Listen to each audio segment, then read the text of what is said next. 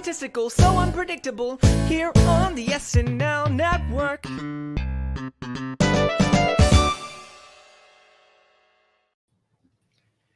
Yes, welcome on in, everybody, to the Saturday Night Network for our first Monday night roundtable of season 49. My name is Jon Schneider from the SNN. Very excited to be with you on this first Monday night of the season 49 season. I am pumped because this was a great episode to get to talk about with host Pete Davidson and musical guest Ice Spice. And we had a lot of fun earlier in the week on our hot take show to kick things off. And now we are here with our roundtable where we dive deep into all the sketches each and every Monday night with some great guests here. So very excited to welcome them all in. And first up, let me bring in Rebecca North for the first time in season 49. Rebecca, how are you doing? I'm good. I'm so honored to be here at the first roundtable of the season. Listening to the hot take show on Saturday, it was awesome, and the episode was awesome. So I feel like we're a really, really good season for both SNL and the Saturday Night Network. Yeah, season 4. Very excited. These roundtable shows were the first show that ever started our podcast back in the SNL Stats days, and I'm very excited to continue with them. Always so much fun to be here every Monday night. And joining us as well is Kirstin Rajala. Kirstin, how are you doing? I am good. I'm so excited. We're back. And we're very close to Halloween. I'll give you a hint about what my costume might be. Wow. Yes, I bought these on the internet because why wouldn't you want to own these? Are you Denise? Yes. I think so. For all downstairs. Yes. For all of the audio listeners, Kirstin is rocking some really, really small hands right now. So really small hands. They're a strange color. That's my only complaint. But put some makeup on them. Yeah, on them. Yeah, they're a little morgue looking, but very exciting that I got myself some little hands. So I'll clap with those little hands that we're back. Very exciting. Yeah. Keep the small, creepy hands in your box. Like, I'm happy you're not with me with us. But yeah, welcome back, Kirstin. Happy to have you on the podcast again this season. And joining us as well is the legend himself, Rich Tackenberg, for another season of SNL coverage. Rich, how you doing? Oh, Rich, we cannot hear you. Sorry. There you go. There you go. Can you hear me? Sorry. Going great to start the season. Let me bring you back in. All right, let's take it back. Okay. Sorry. For another season of SNL coverage is the legend, Rich Tackenberg. I've been holding my breath since April 2023. I almost died of suffocation. It is so good to breathe the air of Saturday Night Live once again. It's so good to be back and so good to see everyone here.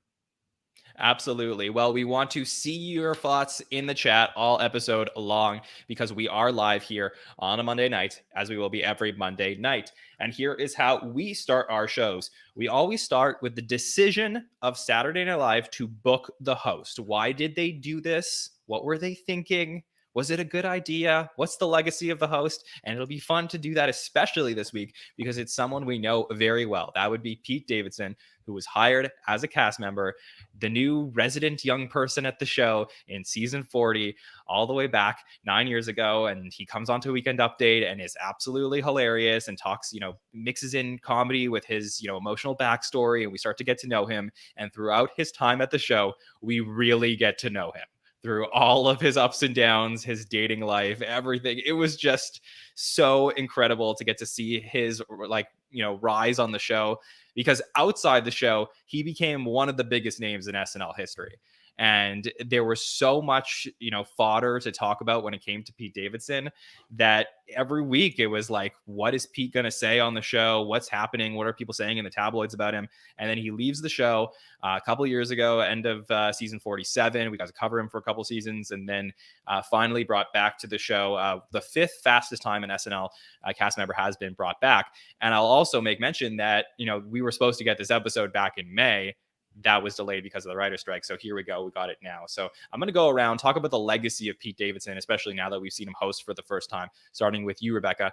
What do you think about the decision of SNL to book Pete? I think it's smart. I mean, you're going to get people to tune in for Pete, no matter if it was April or if it's now. I mean, you said it yourself. He's one of the most prominent SNL cast members in pop culture. And as a pop culture fanatic. It's awesome to see SNL in the news and on Instagram stories and all of that. And he is for sure one of the most interesting people to come out of the show, and also one of the easiest people to make fun of, which always makes for a great episode of SNL, especially when it's your cast and not that much. There hasn't been that much turnover since him. So he has a good relationship with all these people, and it's all out of love. So I love the decision. I know some discourse online, like way back in April, was very upset about it getting canceled, but also people were like, oh, we don't need this. We don't need to see him. And I think that he came back swinging so hard. And yeah, I thought it was an awesome decision and a great way to bring in viewership, but also that familial being able to make fun of each other and yourself. Yeah, that's the key, right? That Pete has always been able to make fun of himself, which makes him more endearing, because there's so much to make fun of. And I think he soaks it up and loves every minute of it. And that, right, exactly. So, Kirstin, what do you think of Pete Davidson, memories of him and his legacy at the show? He's a good punching bag for sure. He would punch himself if he could. I think he's consistent. So, as a producer, you think, great, I've got someone who's consistent, who I know is going to deliver. I've also got someone who connects with younger audiences, but has an 8-year tenure, so there is some connection to audiences outside of that young group. He has had a really positive impact on the show, so I think kind of his collaborative spirit really helps. Yes, the fact that he's coming off his own show that it sounds like not everyone watched, even though I think we all did. I think he's the right person. I think to come out strong, you want someone, yes, who's consistent, who's going to kick things off with a cast in a really positive way, but that can also kind of manage some of the kind of for sure laughs that they know that he'll get. Yeah, that is for sure. Bupkis was his show that came out right as the writer's strike was starting. And it was the first thing that we covered here on the podcast. And it was so interesting just to basically see these like versions of his life that he was portraying for everybody. We all thought we knew everything about Pete Davidson until you watched Bupkis and you learned even more. So it was very fascinating. Rich, would love to know for you, you've seen a ton of SNL premieres. What do you think about Pete Davidson being booked for the premiere itself? Always interesting to me in that, generally when you book an alumni, it's not for ratings. It's, usually you're trying to book the hot star of the day, movie, whatever it is, for ratings. And the alumni is sort of fan service, and you'll get quality ratings, but you're not going to hit out of the park. Pete's an interesting one where if we said, what alumni would you like to see come back and host? Pete probably wouldn't be at the top of the list. But as you said, from an audience perspective, by far, he's right now the hottest, and especially when you're looking for the younger demo, not people my age who grew up with, SNL back when it was on black and white TV, he's a really interesting call. So it makes a ton of sense to pick up emotionally where we left off before the strike. And as you were saying, make an easy lift being that long. Season premieres are hard. It's the first day back at school. Everyone's usually really rusty. Why not take out a variable by bringing somebody who was on the show for years so they don't have to kind of bring someone up to speed or back up to speed in a regular host. So made a lot of sense to me. So I was thinking about this a lot over the last few days, what this reminded me of, which is, not the quality of the episode, but the actual choice to have Pete there as, the guide to welcome you into the new season. And it reminded me a lot, actually, of Chris Rock being booked in season 46 as the first host off of COVID, right? Because you have an alumni coming in off of this extended break. At the time, SNL had those at-home shows, but it had been a while since they were back in the building. I think we all heard the story where it was maybe Colin Jost and Michael Che had knocked on Chris Rock's door and went to his house and said, we need you to host the premiere. And, it felt to me like this was so natural. Pete was talking about on The Tonight Show last week where he was on with Jimmy Fallon. He said that the way he found out he was hosting the premiere was that Lauren sent him a text and said, so I hear you're hosting the premiere. So it was like, it was just like a natural fit for me. And I think that it got me to thinking even more about Pete Davidson as a cast member and his legacy and who he reminds me of in the history of the show. And truth be told, he really does remind me a lot of Chris Rock and some of those bad boys of SNL guys from back in the late 90s who were all decent to good on the show, but just crushed it outside of the show. So much so that many people in a younger generation would never have known that they were on Saturday Night Live and just saw them in movies and TV shows. And I think that's Pete's trajectory here. I think he is such a big name outside of the show that I wonder if in 10 or 15 years, people are going to know that or remember Pete Davidson's time on SNL, and they'll just sort of know him for being such a big deal outside of the show and everything that comes with him. So yeah, it felt like a Sandler or Spade or Chris Rock type of host, just probably coming back a little bit earlier than maybe we would have liked. Because truth is, I would have liked to see Pete a little bit later on in his life come back as well, but maybe that will happen. So it would be interesting to see. Overall, well, John, though, if I could jump in onto your point about, I love the point about Chris Rock specifically, and here for me, here's why. What I thought was so interesting about Pete coming back is he didn't really function as an alumni host.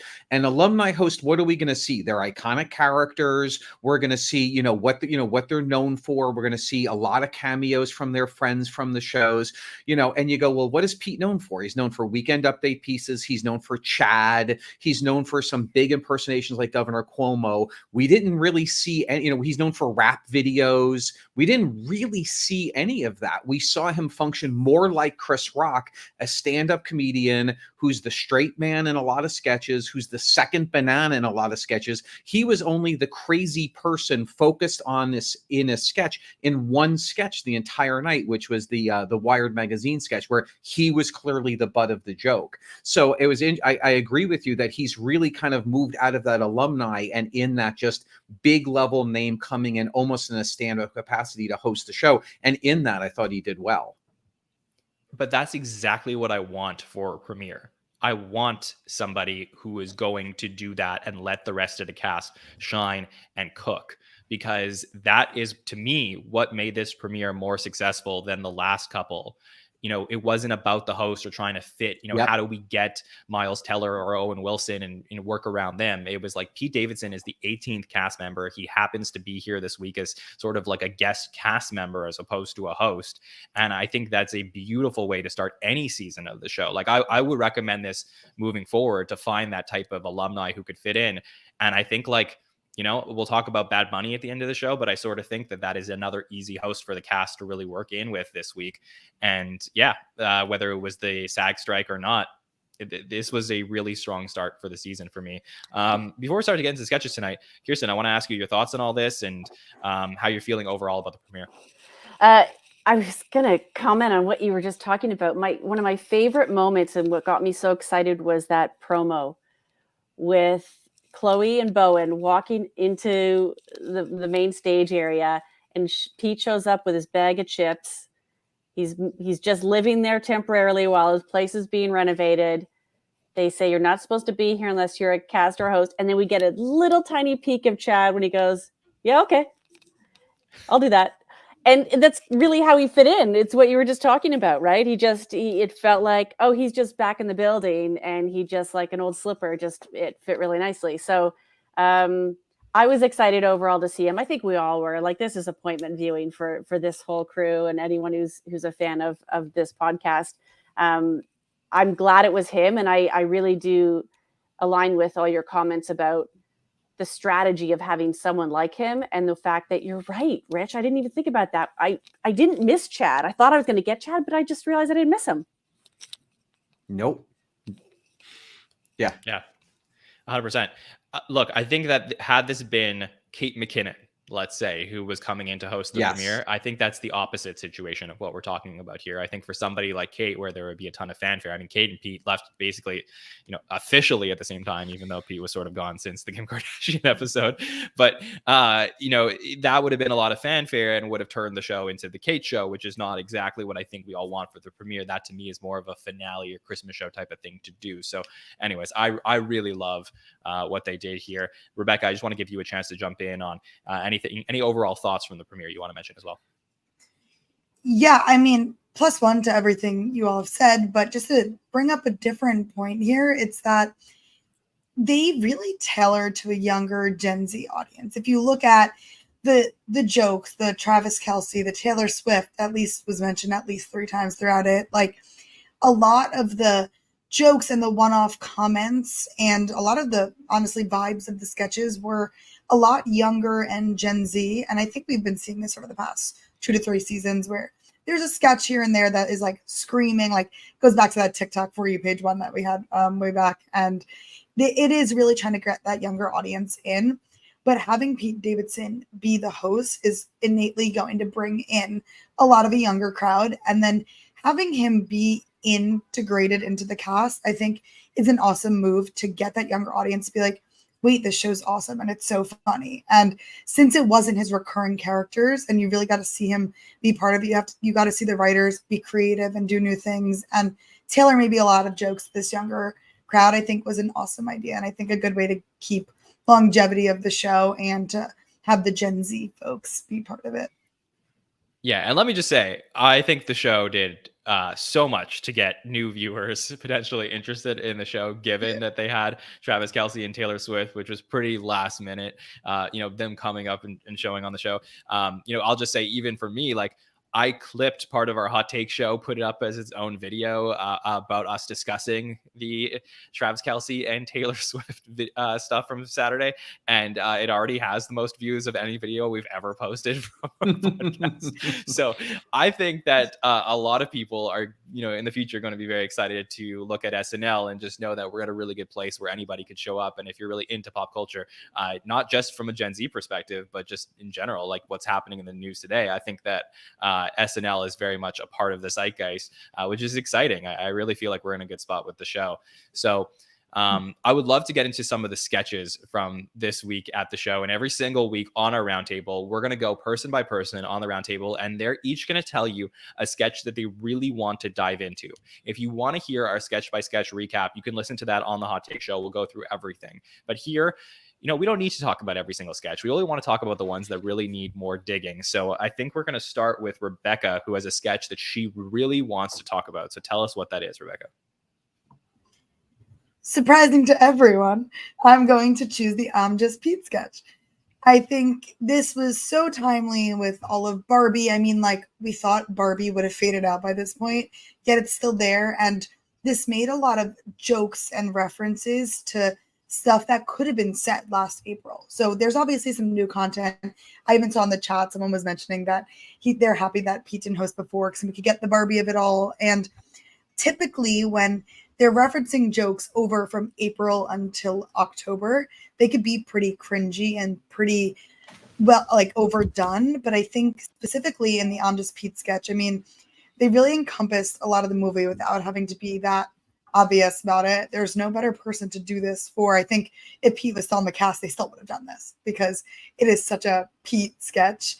And even reading through the lyrics, thanks to genius.com, there were so many jokes and like one-liners that they didn't harp back on any of the same jokes. So they was like joke in a way that was great. So even if there was something that was overdone or past reference, it wasn't harped on. So it didn't get cringy to that point. So like some of the standout lines for me is, talking about Colin and Pete's boat. That's always going to be funny.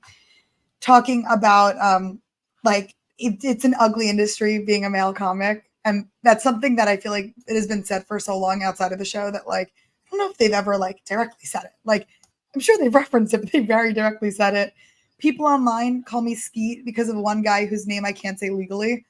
The Kanye stuff was happening during the last season. And this was so funny still. And then having all the Pete's, having the Black Pete, it's just Black Pete, all right.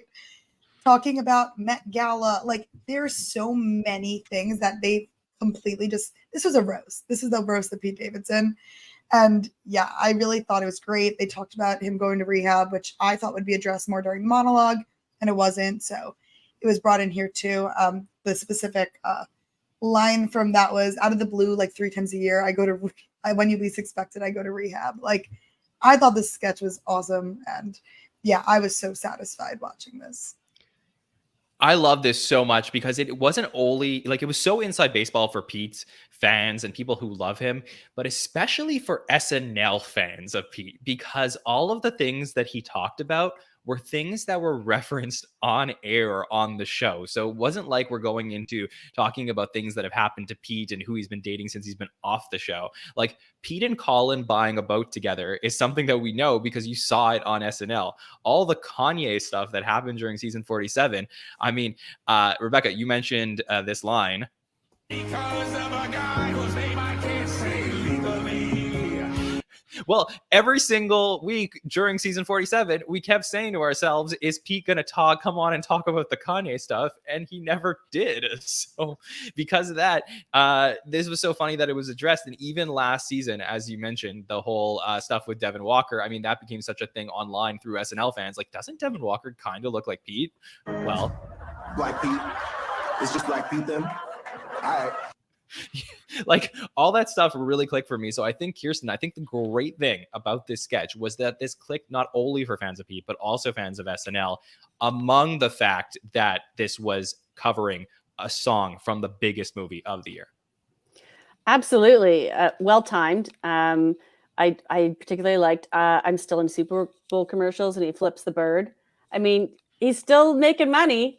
As much as we make fun of him, I've got to give it up for production value. That was really well done. The choreography, the set design. Like, I love that Greta Gerwig apparently fought for that song to be so prominently featured in the movie. And look at all these lives it's living. It's now being spoofed on SNL. So I thought they did a fantastic job. I also thought the reference to BDE was very funny and very well done. Yes. Along with the hip thrusting. Yes. For sure. That is something we know a lot about from his time on the show. But there was so much of this that from a production standpoint, if you go on Instagram and you start to look up some of the people who produce the show, if you follow people who work at SNL, they put all the credits in this. Ryan Spears did the editing on this, and he's a good friend of the podcast, and he posted a lot of the production credits. But I also want to shout out Dan Bula, Streeter Seidel, and Pete, who wrote this. Bula does a lot of the musical sketches that you see on the show, helps write for those. Streeter previously helped with Big Boys. With Punky. So, they're just really talented and well done. Everybody who put this together. Rich, I know how big of a fan of the Barbie movie you are, so this must have really worked for you. I did see the Barbie movie the 2 weeks after it opened. What's so interesting, I mean, again, I agree with everything everyone ever said. I loved this.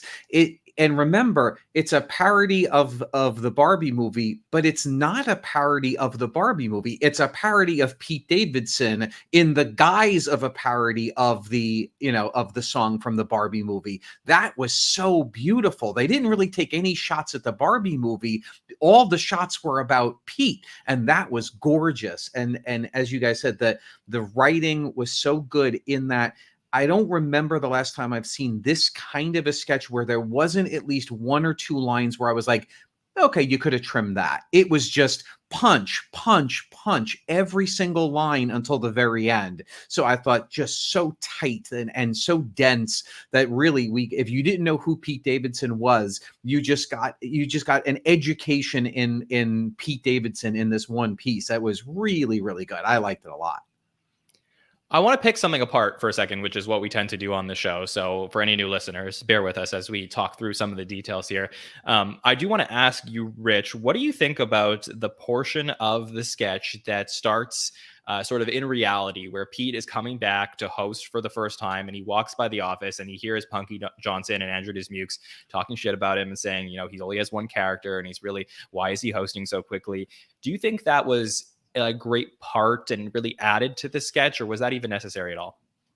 I mean, clearly this can live on its own without it, but I really liked that setup for me because it is that, like, no matter how successful Pete, I mean, he's one of the most successful alumni, and yet doesn't necessarily get nearly the respect that we as a fan base give Will Ferrell or Kate McKinnon or other people. So I think kind of setting that tone was really wonderful. And I thought, again, he's being made fun of. He's obviously approving every single joke that's in there. So obviously his ability to laugh at himself is so core to who he is and what makes him so likable. Just even having the cake at the beginning was such a cute touch. It was so silly. So I thought this set the table for the song and added some more emotional heft than simply just here's a parody of the, I'm Ken and sort of going through a laundry list of his life. So absolutely worked for me.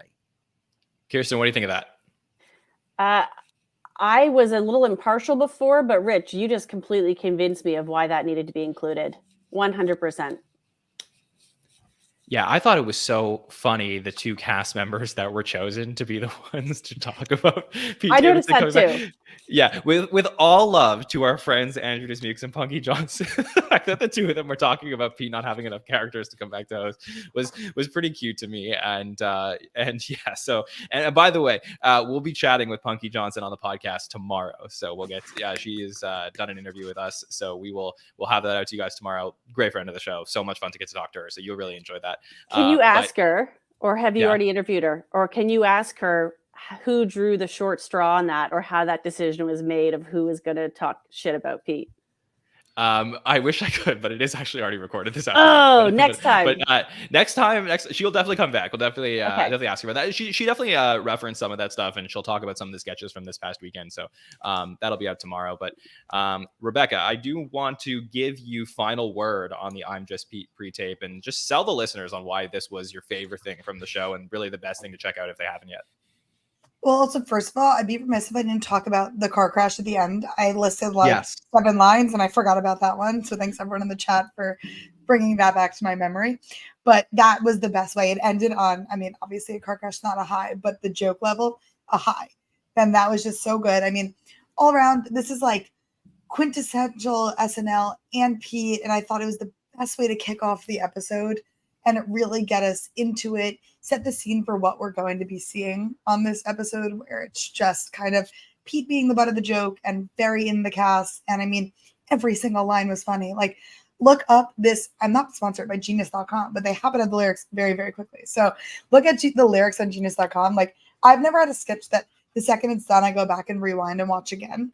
I usually will finish the episode, then go back. And I went back and rewinded. And I was like, oh, I don't want to miss any of this right now. So definitely the standout of the night. And it kind of seems like everyone agrees, and it's not often we get a unanimous panel over here. So I'm very happy everyone else loved it. I also love the placement, by the way, of this. It was perfect placement in the show as well. So just to point that out, because sometimes that is something we'll talk about on the show, is was the sketch placed in the right order here? Definitely is my answer. Kirstin, let's head over to you for the sketch that you would like to talk about. I would like to talk about the secretary sketch. Tell us why. It included Pete, but he played it rather straight in that one. Bowen had some fun zingers. But let me take you back to 1960s secretaries. IRL. They were very efficient and organized. They were very submissive, impeccably dressed. They were fantastic at basic skills because no one thought they had any room for advancement. And they were gorgeous, slim, white women usually. And they were discreet. That was just a small list of some of the attributes they had. And Heidi captured all of those things in a very short amount of time, a lot of which she did through physical comedy, which is pretty incredible. That in that quick sketch, we saw her embody all of the tropes and stereotypes of that 1960s style secretary, the pitter patter of her kind of vocal delivery, the way that she thought everything was about hooking people up for sex. Again, that discretion, you never know what these randy guys are up to. I don't know if she had to fall on the desk, but I really enjoyed every moment of it. And I think she continues to excel as someone at SNL. I've seen her in so many things. One of my favorites is always in the Michael Jordan parody video where she plays the poor security guard or janitor, security guard, I think. And she continues to exceed my expectations every time I see her. And this was just another one of those times.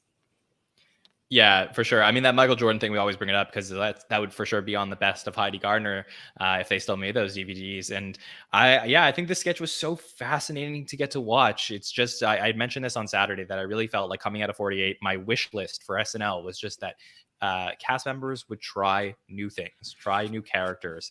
And we got that a lot this episode. And I think that for Heidi Gardner coming into her 7th season on the show, her 2nd season is really being a leader on this cast. This was exactly what I was looking for from her, which was to try something. And the question was, did it work fully? Rich, what do you think? Oh, I thought this was great. I mean, everything that Kirstin just said, absolutely. What I'll also add to it is the format of this sketch is a sketch that normally I'm not a huge fan of, which is when everybody in the sketch is weird in some way. It's not a grounded sketch, and we don't kind of know what the reality is and what we're making fun of. And it usually takes me out of this. So this was an interesting sketch where we start out, Bowen's character doesn't know who his father is, and he's laughing about it. Pete doesn't understand how pregnancy works, and then the straight person is the ultra efficient secretary to these to this bozo and this and the client. And then we start to flip it, and then she's licking his tie, which was so wonderful. When you can make the small so extreme, it was such a wonderful choice. And then Keenan is suddenly the straight person, and everyone. So that I normally don't like this format, but this worked for me so well. I thought the writing, the way the energy, the way that it came together. Heidi was so good. She was adding physicality simply in the way she was flipping the envelope over while Keenan was delivering his lines was gorgeous. Even the fact that she accidentally answered the phone, she grabbed it the wrong way. And instead of simply spinning the receiver over, she held it at an odd angle to like make a moment on live TV that wouldn't have existed if the phone had been placed the right way. Like, this is what I want to see. This is great, Heidi. And even with I even ended wonderfully. I thought Bowen's last line about pardon me while I go have sex with a car, like it's just a nice bookend. So I love this. I want to see a lot more of this. Rebecca, I have a lot of thoughts on this sketch, but I'm going to let you go first because I want to hear how you felt about it overall, and then I'm going to throw something at all of you about this. Go ahead. Well, I was going to say I kind of wanted you to go first because I'm going to completely I could 180 here. That's fine. Okay, so let me go. So I really liked the sketch. Like I said, I love that Heidi was trying things, and I really liked that she went for it. I think my biggest difficulty with the sketch was that I was trying to wrap my head around, okay, we're in this, I guess, old in office where, things are not always proper, and we get to see Heidi Gardner as the secretary finishing the sentences because she is the best secretary in the world. She knows what her boss is thinking before he even says it. And then at some point in the sketch, there's a turn where she becomes almost like the worst secretary in the world, or it's revealed that even though she understands what exactly is about to come out of people's mouths, it doesn't necessarily make her smart. And my only thing about the turn was I didn't know if it was believable enough, that it was sort of like there was no explanation for how this character sort of got from point A to point B. And maybe that's okay because the character is silly enough that you could just buy into that she's the kooky secretary that's always going to, finish each other's sentences. And we sort of like end on this final point of like, which this is her final line to finish the sentence where she says, "Smoke a fatty so you know I'm a real one." which is like, it's a funny turn on things. But again, like if I'm nitpicking here, like I just wish there was more of like a through line to understand like how this secretary became like less logical. Do you guys see what I'm saying? I do. I think she is trying to impress so much, that last line being the most clear piece of evidence for that we're seeing her fumble through it. Like, you can't keep that facade up. And so we're starting to see behind the curtain that there's just a real human behind there who, falls over and silly things happen, all, couched within. Also, her shirt fell off because it's the 60s and everyone talked about having sex with your secretary. But I think she's just so desperate to impress that she is throwing out any line she thinks they also want to hear, not what she anticipates they might say. Okay. That I can buy. I love that explanation, because then what you're saying is that if we were to ever see Trudy again, we have the understanding that no matter what situation she's in, she's always going to, like, her viewpoint on life is that she's always going to be trying to impress the people around her. And if that's the case, then I can understand and buy into it how it's only revealed partway through. I just think that, like, maybe through discussion, that's why I love doing these shows, that became more clear to me. So thanks, Kirstin, for that. Rebecca, do you want to jump in on this? Yeah, so Kirsten, that's an awesome point, honestly. So that was enlightening to me for sure. But I mean, I liked it.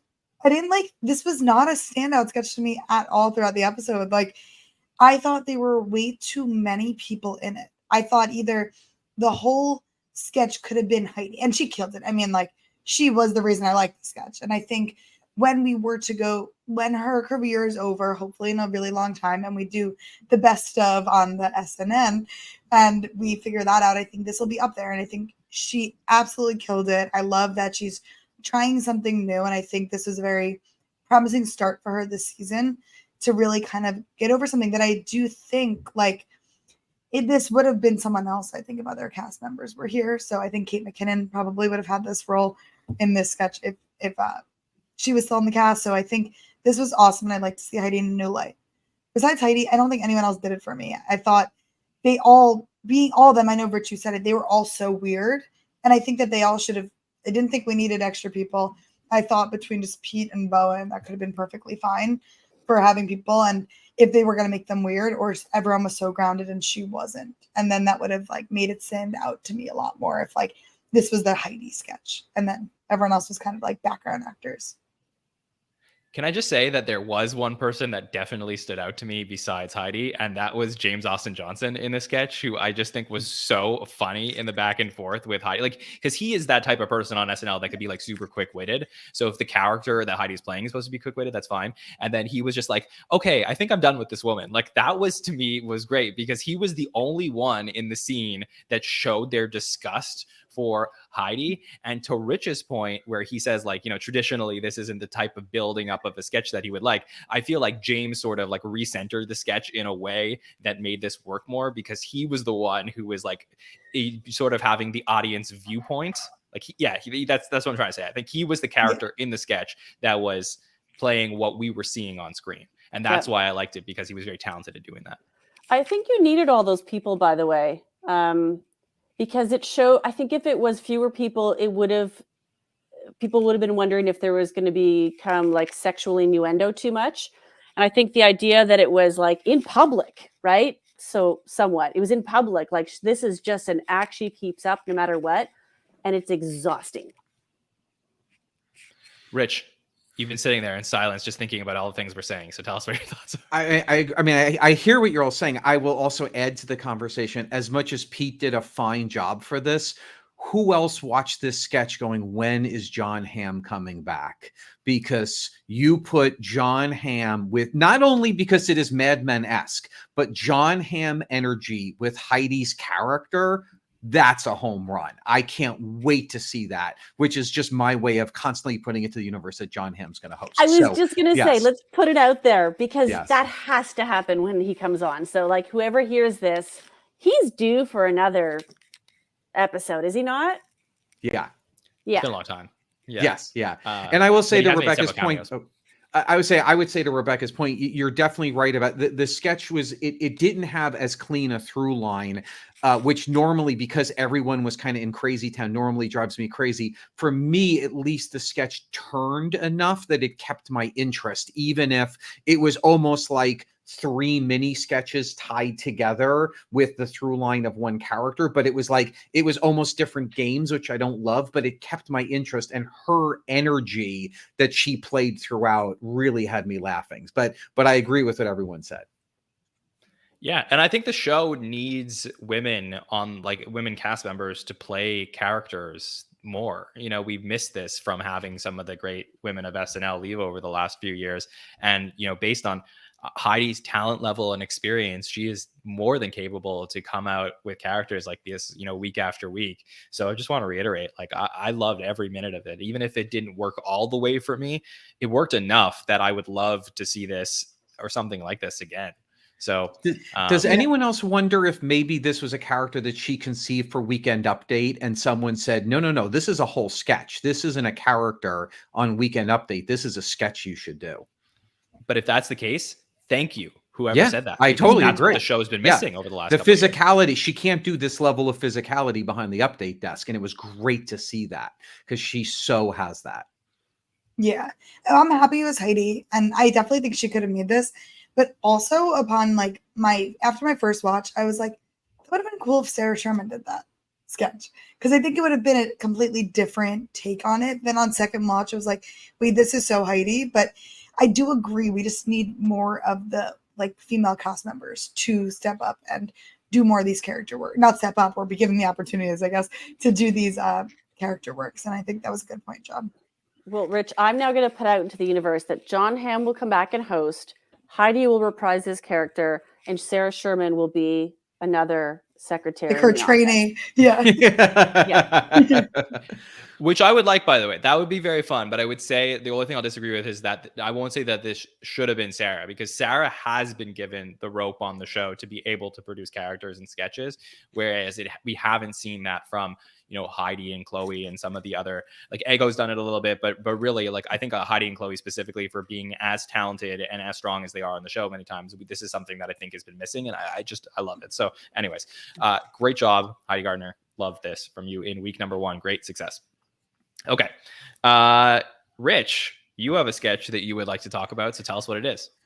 Not surprising. I think I've been a big advocate of the young gentleman of Please Don't Destroy. How young?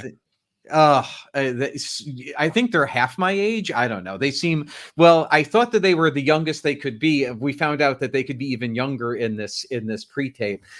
First of all, great shout out, season 49. We get in the opening montage, that we're going to get a film from Please Don't Destroy. That is long overdue. Love that, because none of the 3 members of the team are in the cast. So it's not like Andy Samberg from Lonely Island was in the cast at the time. So sort of calling out the way that we used to do a TV Funhouse, I think is so overdue.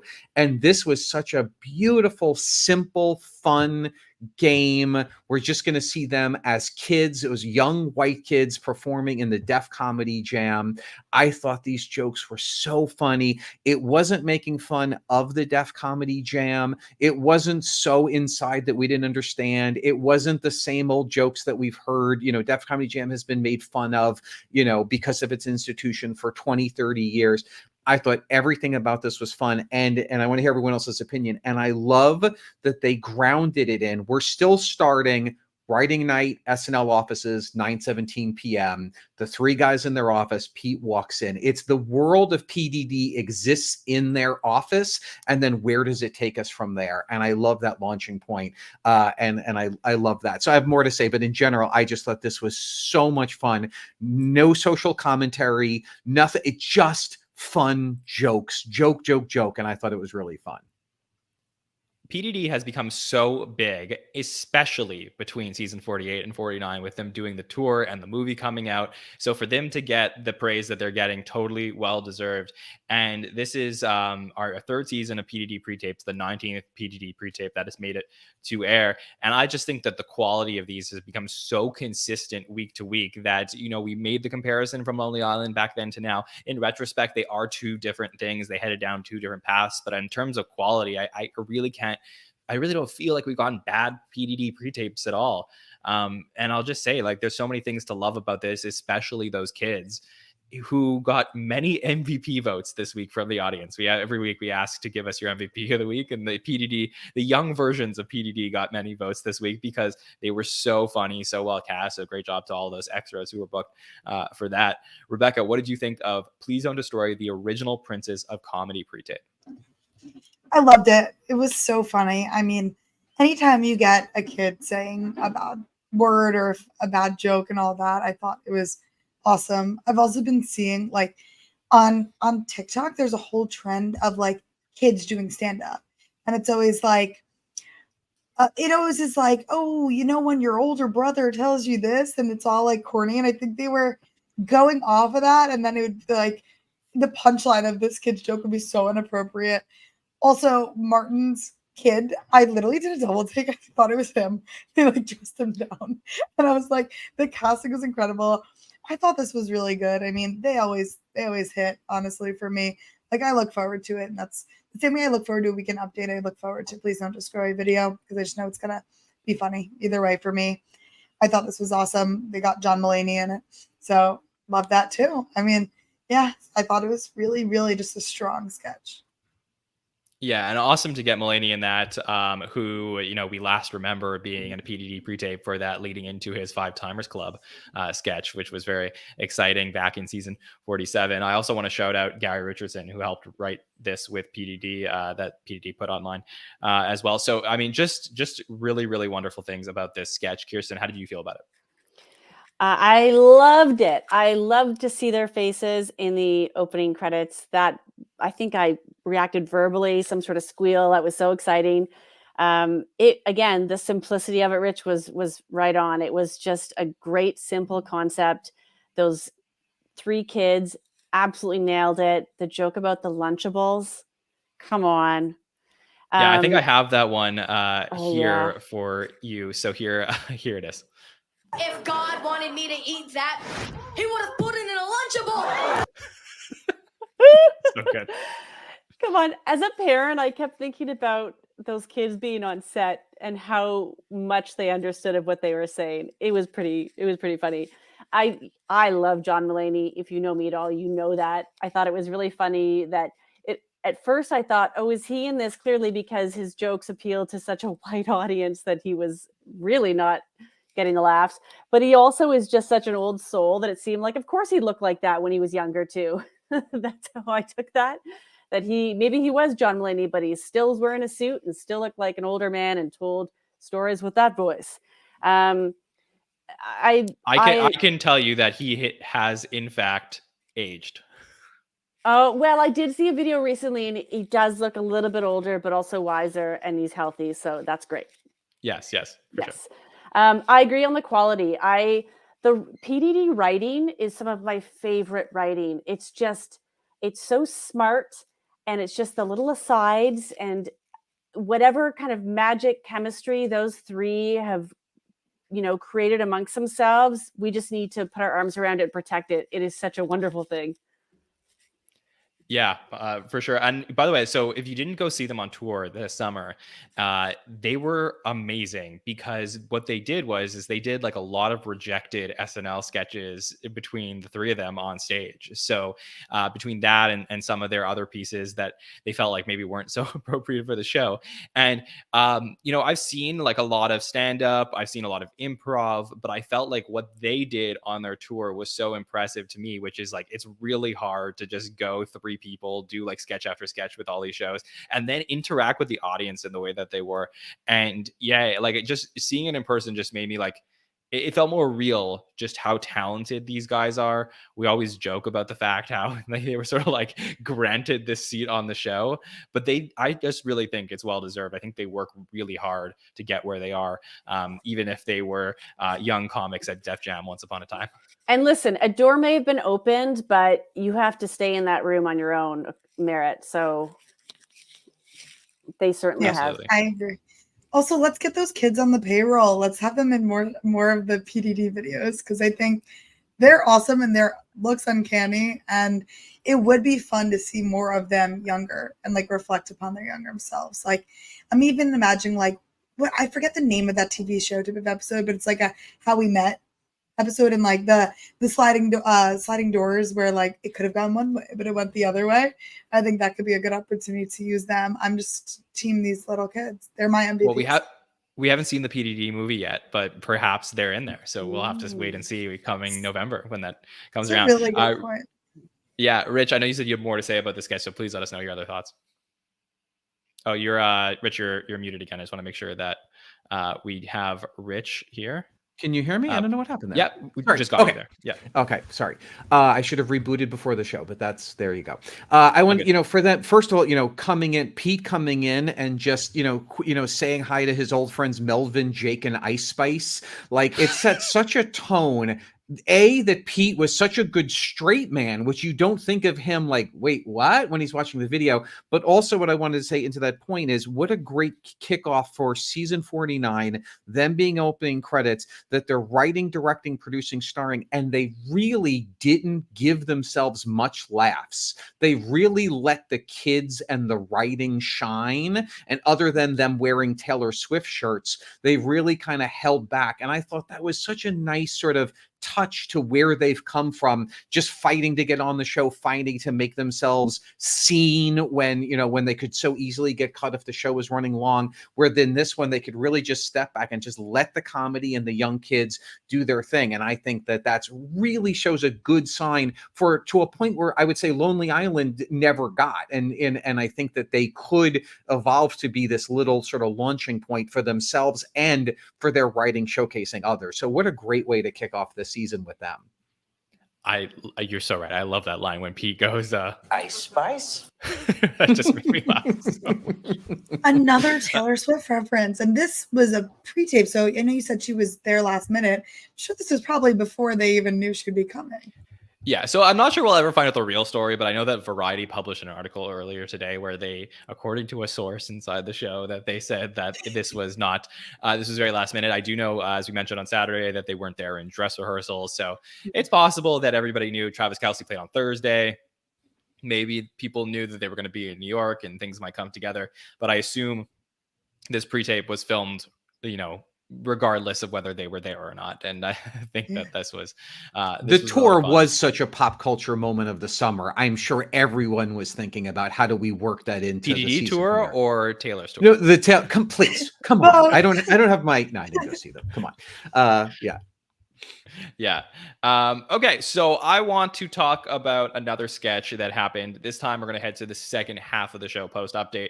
And I want to talk about the Beach Day sketch. This was our Andrew Dismukes sketch of the week that he got on. I mean, he was, really big in that last sketch of the night, but the Beach Day one for me was, I think, the most successful thing that he got on. And it has been a struggle for Andrew a little bit at the show to sort of figure it out and get to a point where he's appearing regularly. I go back to the Michael B. Jordan episode last season where he was in 7 sketches dominating that night. And he, I think it was perhaps Haskell on the Draft podcast we did last week, where he was talking about how Andrew is such a host specific sketch that he really only works on the show if you have the right host for him. And I'm wondering if he could sort of break through, because I think that something clicked for me in this Beach Day sketch that I realized when Andrew really works on the show. By the way, I'll just set it up. So we have Pete Davidson and Ego Wodem who are sitting at a beach. They're dating. And then, Pete's, all the friends are basically burying Andrew Dismukes in the sand. Ego goes off to go get her phone to take a picture, or a camera to take a picture, which doesn't make sense because Pete has a phone. But regardless, Pete gets a call as she's gone that his grandparents' bean farm is destroyed and they all need to go off, but Andrew wants the picture to be taken first. And I think the thing is that, like, we knew that Andrew Dismukes grew up in the Will Forte tree, where he was like, I love this guy and I want to do the stuff that Will did on the show, which was like so far-fetched that it worked. But I don't know that Andrew has that Will Forte in him fully. I think that Andrew's thing is more just making a situation where everyone in the scene hates him, because he is so like cute and innocent looking, and he could make everyone around him so frustrated and angry that those sketches to me are the funniest Andrew sketches. Thinking back to like the Beanie Baby situation where he's collecting them, or last season in the Austin Butler episode where he is the guy who is talking with his family, and Austin Butler is in that Christmas pre-tape. It was so great. And here again, he's there and all his friends feel like they have to go to the bean farm, but he wants the picture to be taken first.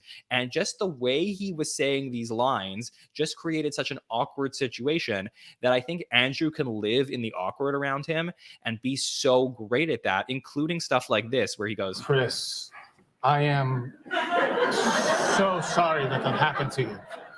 like so nice and innocent on the outside, but everyone's like, dude, get out of the sand. And that to me is what really works here. So for me, I think that Andrew sort of hit on what may be his thing at the show, and that's why I love this sketch. So all props to him. Rich, I want to know what your thoughts are on Beach Day. So sorry. So I didn't love the sketch as much as you. I like Andrew a lot in this sketch. I think he got hurt, and obviously he's one of the writers, but I'll say I think he got hurt by two really rough choices. The first is that they made the tragedy ridiculous by making Pete own, his grandmother's bean farm instead of something serious. It undercut Andrew. If it was his house, if it was a school got blown away, then when Andrew wants the picture taken before everyone runs off to see what happened to the schoolhouse that got blown away, we would very clearly understand that Andrew's the crazy person in the sketch. Like we were talking about with the secretary sketch, there were too many crazy things going on that we assume grandma's bean farm is going to be the funny thing, and then nope, sorry, we're switching gears and it's Andrew, and he got undercut by that. I also think, to your point about what works and what hurt him playing that character is that the production design, they spent way too much time on the spaceship and not enough time on the phony sand mermaid. Normally when you see someone buried in the sand, it is usually a ridiculous sand sculpture of a mermaid or something, so that when he's saying, "I'm so sorry, I can't imagine," the actual visual is going to give us a bigger laugh than we got from this. So I agree with you that he was very good in this, and it was almost a great attempt. I think that the logistics of this particular sketch worked against him, so I didn't love it. But if you took everything that worked and placed it into a sketch that better isolated Andrew as that one annoying friend where everything else is hyper real, I think it makes him shine even more. Yes, I agree with all your points for what it's worth, but I think the adjective I was looking to describe Andrew with is that if anyone ever studied or knows about Freud, he's very id, like in these sketches. Like everything is about him from his perspective, and he can't see anything from anyone else's perspective. And I think, to your point, Rich, if he was to build scenes that are like, no one in the world can understand why you're still in the sand, Andrew, then I think this probably works on all cylinders. But because it's like, okay, is the bean farm like that serious? A tornado at a bean farm? So maybe it did undercut it slightly. Rebecca, what did you think of the Beach Day sketch? I liked it. I thought it was funny. I mean, I like that it was a build, that it started like the normal Beach Day. He was being normal and pretty chill about everything. And then when he started getting angry about not being able to take the picture and waiting for that first, I thought that was a good build. And I thought it was like perfectly gradual, that like it started off by him being like, "I'm so sorry to hear that," and like started with the ridiculous. And then when the second joke hit, where it was like, "Oh my gosh, you really are making everyone sit here, take a picture when there's this emergency happening." It's kind of missing that third beat. I mean, I think the third beat was like Ego and Pete, but there needs to be one more, I think, to cement this as like really funny, just like to properly round that off there. But like, I thought there was some sort of like physical gag that he could have done with like the boobs. Like when he came down to the ground, it was more just like, "Come here," but like could have gone in a funny position. There would have been like the physical comedy of it. I think maybe like something with the sand. He could have gotten the sand in his mouth. If you ever know something like it's buried in the beach, like that happens, or a wave would come over at the end. That would be the biggest joke, is like the whole thing was done like Ego goes to take a picture and a wave comes and gets rid of the whole sand. Like I think there needs to be like Rebecca, one good joke. To your point, I thought at the end he was going to get out of the sand and be in like a mermaid costume or something like silly underneath that he was wearing the whole time. I agree. Yeah. But I did think it was good. I mean, it was simple and funny. Yes. I was going to say, absolutely, dude. We got to get to the final. Just when I pull sound clips for the show, which sometimes I'll play, some of them just really get me, and he just made me laugh so hard this week with that stuff. But I agree with all the things you're saying. I just really love Andrew. Kirstin, like, give us your thoughts on this sketch. Let us know what you thought of Beach Day. Rich, what you said about the creation of the sand mermaid body, 100%, that was a big gap for me. like when they kind of pulled away, everyone, they pat the sand, they pull away. I thought, oh, they're not even in the right place. Like it was supposed to look so silly to contrast with that absurdity of him trying to be so genuine with his feelings. But yes, he looks like a sexy mermaid on the beach. That was a big miss, and that would have gotten an instant laugh out of me anyways.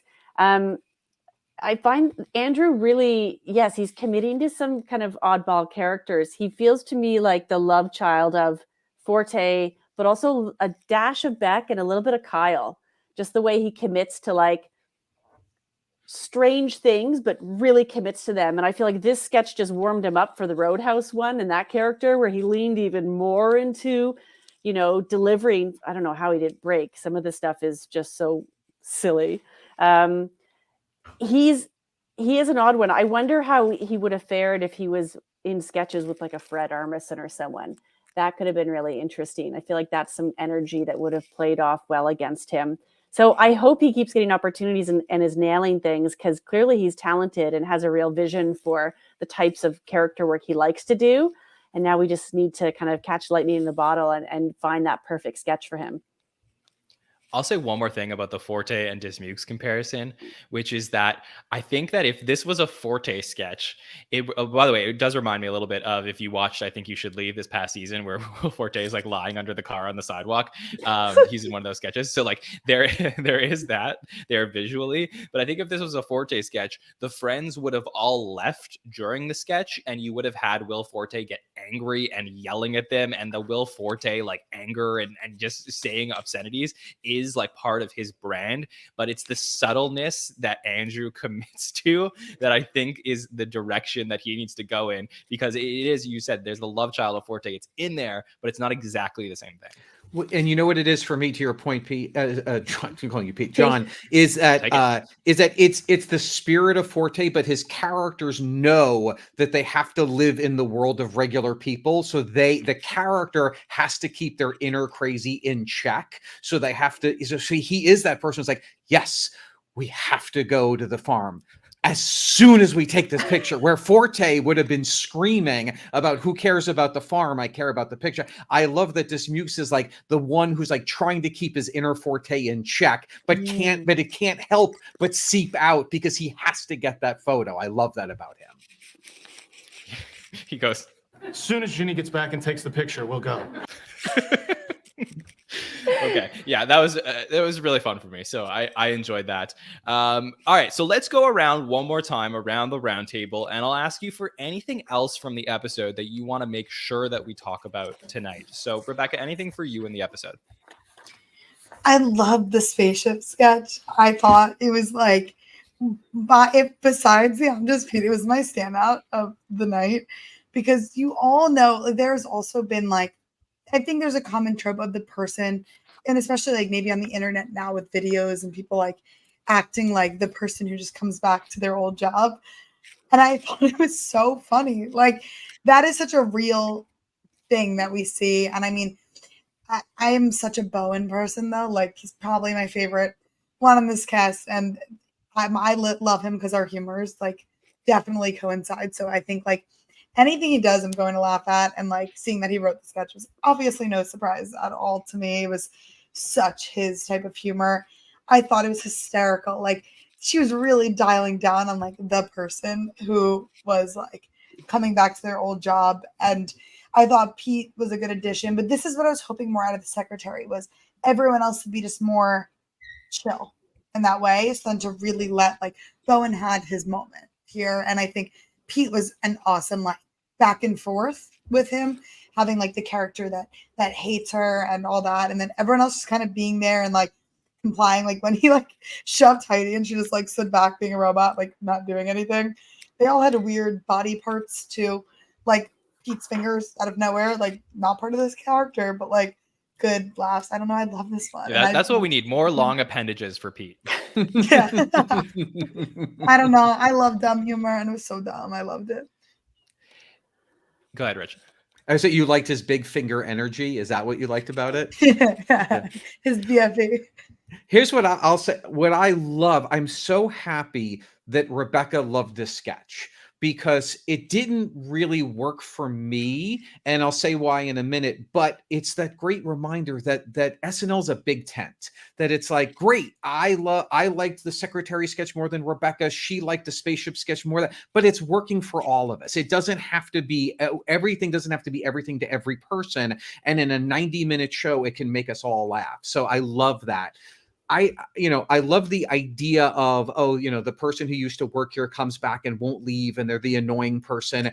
For me, once we establish it's that on a spaceship, it felt like, okay, it's just kind of the same beats over and over again. Again, nitpicky. It was a weird start in that they're being invaded. So when he shows up, I think that it's someone from the invading ship, and then no, it's not. It's someone else, which is a little confusing to me. So for me, I love the performances. I love Bowen.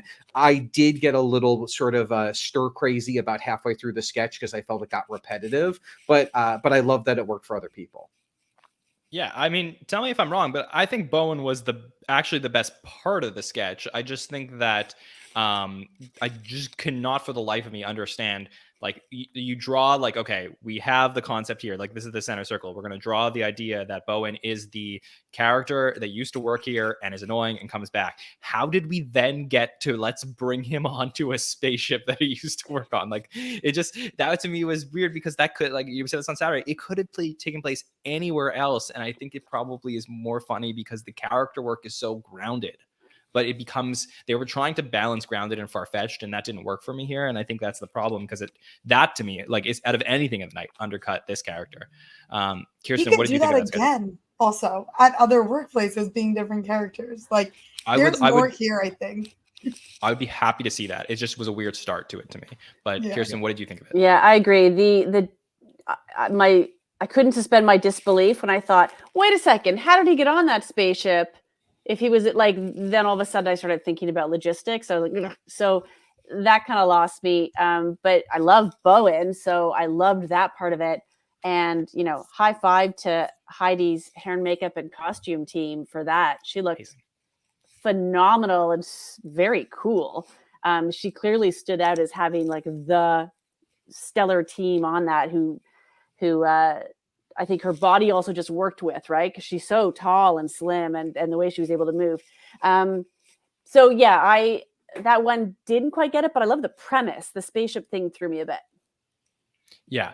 My only thing that I can understand, but because, there's a lot of factors that go into building an SNL week, is if Heidi had the secretary sketch that took place in an office, I wonder if they wanted to make a sketch with Bowen's character that wasn't workplace related in a traditional sense, so that the two sketches felt far enough apart from each other, even though they were different characters. So I know that most of SNL is built in isolation, and then it starts to put together as a giant puzzle. But I could imagine that there was some crossover in discussions of this, of like, okay, this is the one that perhaps we will put in a far-fetched situation where the secretary, just based on the character work, belongs more in a reality that maybe takes place in a different time. Kirstin, anything else from the episode that you want to talk about? I've mentioned, I think, so much of it. I loved that promo writing. I overall was just excited to be back. And I love, Rich, what you mentioned about how there's something there for all of us. I feel like this has just set us up really well for the rest of the season. Rich, over to you for anything else you want to talk about from this episode. Yeah, I was going to mention, on the Hot Take Show, John, you did such a nice job sort of talking about the cold open, the very kind of sober and poignant cold open that Pete did and by the way, who would ever have thought Pete Davidson's the guy who could deliver a heartfelt anything, much less such a touchy and tricky and sad subject. And a lot of people have talked about that. I don't need to cover that. What I felt like also should be highlighted is he did that. And then 60 seconds later, he did fucking stand up. Like, I think it is not inconceivable for a good stand-up to have to come out after someone else has tackled a very serious and difficult topic. They're backstage, they're getting grounded, they're staying in their jokes, they're staying in the humor. Let someone else do the serious stuff. And then, okay, I got to turn the audience, I got to bring the mood up. It's going to be a weird shift. but he had to spend the entire, 30 minutes before the show preparing to do what for him was probably harder, which is I have to be honest, I have to be genuine. It's a very touchy subject. I want to be careful. And then he had 60 seconds to run backstage and run back out and do a set of stand-up. It might not have been my favorite monologue of stand-up sketches. Of monologue sketches, but I feel like he doesn't get enough just props for doing that, to make that shift and then still come out and talk about incest and talk about the affair he was having with a woman who had an overdose. And I just thought real props for Pete for volunteering to do that and pulling that off back to back. That was a real accomplishment of live television that you don't see on a pre-tape show. Yeah. Compounded by the fact that it wasn't just speaking about a tragedy, it was very personal to him. I mean, those are things that break people. So it's one thing to talk about that as collectively how we're all feeling, but that had to cut real deep for him too. So even more props to turn around after speaking about something so personal at the same time, and then right onto incest. Right. Yeah. Go ahead, Rebecca. Yeah, I was going to say also the cold open, I think he was so beautifully worded, and I don't know how I felt about them. I didn't know prior to the show how I felt about them going to address it, but I think it would have been deeply uncomfortable if they had a different cold open. Because they're not going to have a cold open like it in the normal sense that we see about that issue at hand, because that would not be timely and inappropriate. But I was happy to not see something else, and that he spoke from the heart. I thought it was awesome, and then I liked how he related it to comedy and his own struggles, and then like telling the audience it's okay to laugh right now, like it's okay and you need to, and it's what got him through. So I think it was awesome. And then the monologue, I mean, it was funny. It was an interesting segment of his stand-up that I'm sure he has a lot more of to be the monologue, I thought. And then he almost bombed that joke at the end about the woman overdosing on TV. Like, you got a lot of ooh from the audience. And I'm like, I don't know how he bounced back from this in the next 30 seconds. But he did a good job, especially coming from the other. It's very impressive. But I'm curious what made Pete choose that segment of stand-up. Maybe it's because he knew I'm Just Pete was coming, and I'm sure a lot of his jokes were taken into that, because it was his humor a lot is self-deprecating. So I think that maybe to separate it, I just thought it was an interesting few things. And the Game of Thrones stuff is funny, but also felt like a little outdated jokes from Game of Thrones is on. Well, the Game of Thrones stuff wasn't in his monologue in dress rehearsal. There was some other stuff there about being one of the youngest cast members ever on SNL. He ended up cutting a lot of that stuff. So the monologue got shifted between dress and air. The stuff about Staten Island and the girl he met and, that stuff was all there from dress rehearsal as well. But yeah, I agree with everything that the panel said here. I think to Rich's point, when he kicked off this discussion about how, impressive it was to go from something so difficult to talk about to then do comedy is really fascinating, because it would have been easier, right, to have somebody else do it. Sure. But it was more believable because Pete was the one who did it, right? Yep. Like, you could believe when he tells the audience that comedy is healing. It was healing for him, and it will be healing for all of you, to then be the first one and the only one to do comedy for us for the next 10 to 15 minutes, where we get the monologue and we really don't see anybody. We didn't see one current SNL cast member until the Fox NFL Sunday sketch comes on, around let's say 11:45. To me, Pete basically, emceed the night to start off the show, and he did a fantastic job with it. So I think we were all very impressed with him. The other thing I'd like to bring up is Weekend Update. I just like to say, it's a section of the show that we didn't talk about, but I thought Jost and Shay were so phenomenal. I felt like they didn't skip a beat.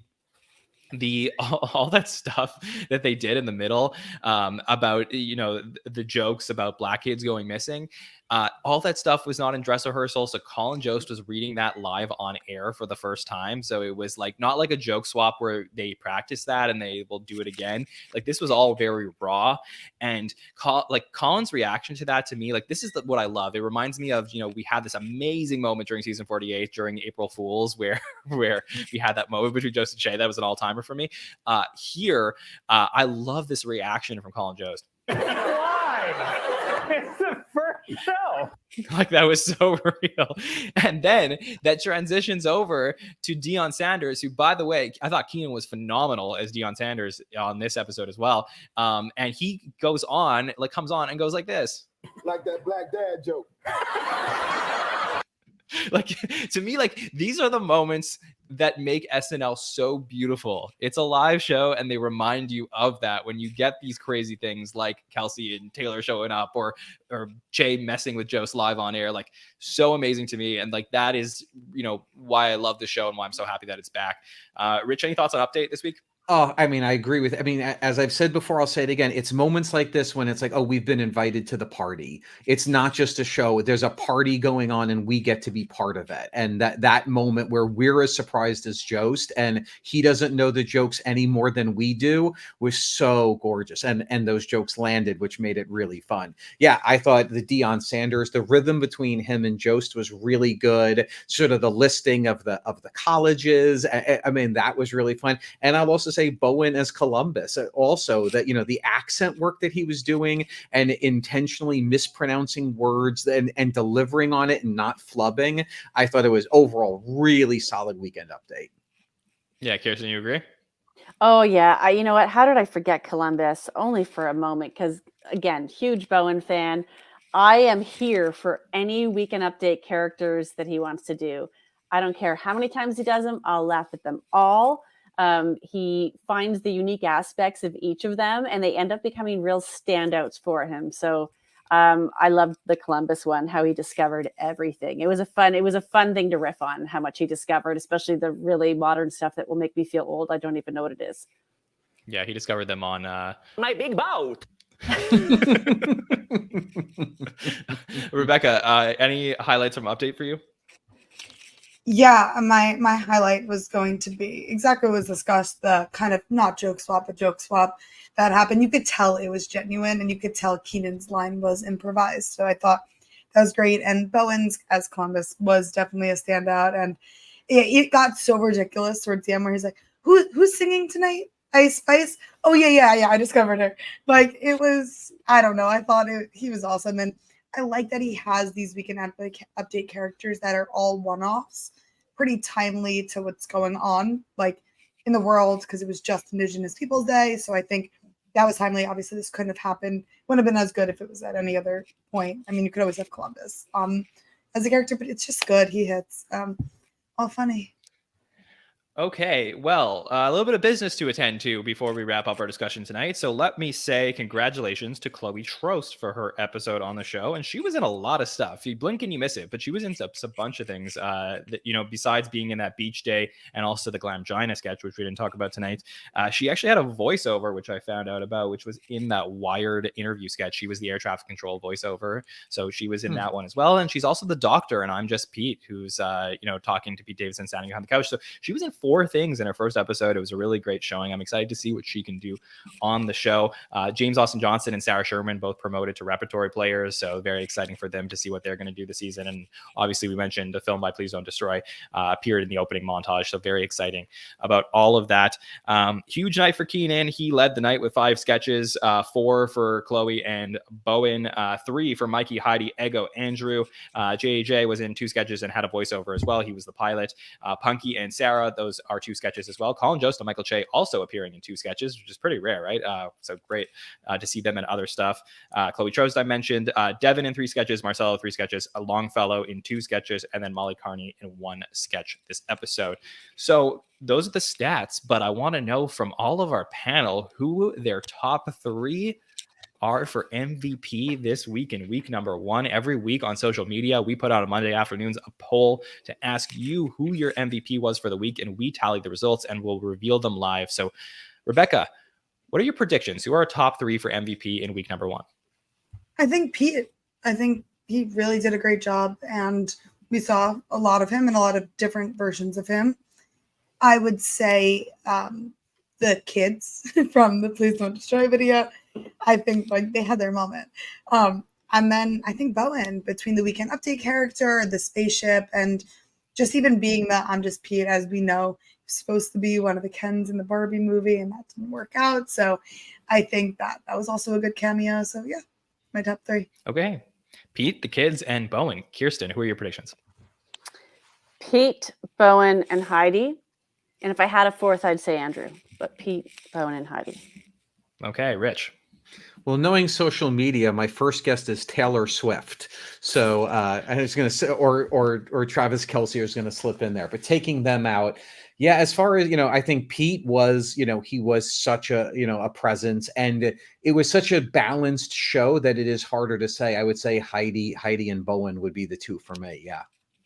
Yeah, that totally makes sense. Well, here we go. I'm going to present to you all the MVP voting for week number 1. And that is coming up right now on screen if you're watching live on our YouTube channel. Is that showing up for you guys? There you go. There it is. Okay, MVP award for season 49, episode 1. Pete Davidson leads the results here at 35% of the vote. Andrew Dismukes, who I think it was you, Kirstin, who said as an honorable mention, actually was number 2, 21% of the vote. He did have that beach day sketch. I think people really liked it. And I think also, he had a big sketch at the end of the night. Didn't work for me as much, but still. Heidi Gardner at 11%, Bowen Yang at 9% in 4th, and Sarah Sherman at 7% here. I think this is an indication of something that is so interesting. If you're an SNL producer or you work at the show, take a look at how the fans felt about this episode. They loved what Pete did, but the 4 cast members that were chosen all had shots at having characters on the shows this week. It wasn't just someone who appeared in a lot of sketches. These were people who really tried to put themselves out there, out front on the show. And I think this was a big indication of something that can make season 49 one of the best seasons we have seen so far. So I'm very pumped to continue talking about it all season long. Okay. I'll also throw into that what I'm really heartened by is you don't pick Andrew Dismukes for this episode if you turn the show off after Weekend Update. So people are watching to the end, and that is makes me very, very happy to know, because I actually liked the last sketch more than you. I actually liked Glamgina. The beach day sketch was fun. So there's a lot of great comedy happening after Weekend Update. Yeah, I was going to say I completely forgot about Sarah Sherman because recency bias. We did not talk about the Glamgina. Probably love her more than the next person. But yeah, she's definitely an honorable mention. So my regrets for not even thinking about her for that. Yeah, so solid. Okay, week number 1 in the books. Let's talk about week number 2. We got host and musical guest Bad Bunny coming in this weekend, October 21st. And Bad Bunny is a very famous Puerto Rican rapper and singer known as the king of Latin trap, and really one of the biggest artists in the world. Was crowned Spotify's most streamed artist of the year, has led the list a bunch of years in a row, just has taken over the world. I could tell you, like I mentioned this when it was first announced, I DJ a lot of weddings during the summers, and people love Bad Bunny and they love Bad Bunny's music.